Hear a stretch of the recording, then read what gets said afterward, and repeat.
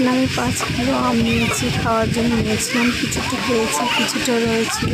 3.5 kilo মিলে 3 KG ছিল ঘরে। কী করে মানে ভাবলাম ফুলুরি করা যায়, তাই আমের ফুলুরি করে নিয়েছি। শ্বাসটা বার করে নিয়েছি, দুটো ভাগ করে নিয়েছি। আমার দেওয়ার আমি নিয়েছি 1.5 চামচ আমি চিনি দিয়েছি।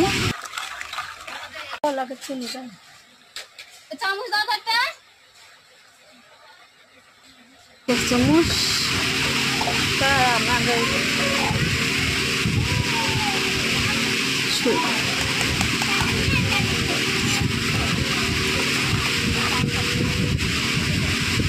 সাতশো গ্রাম আটা নিয়ে আমি দিয়ে দিচ্ছি।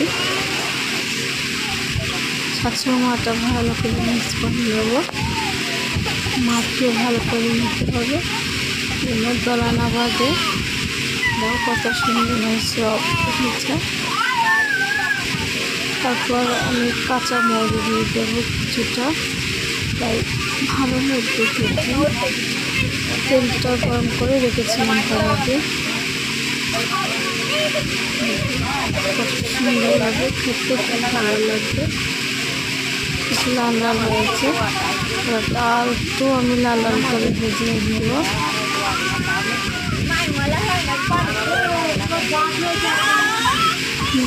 কত সুন্দর কালার আসছে।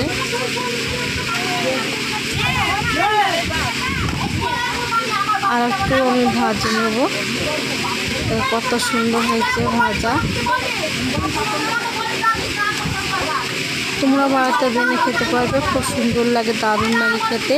আমার জীবনে প্রথম বানিয়ে খেলাম আমি। কতটা মুচমুচে হয়েছে, কত সুন্দর হয়েছে।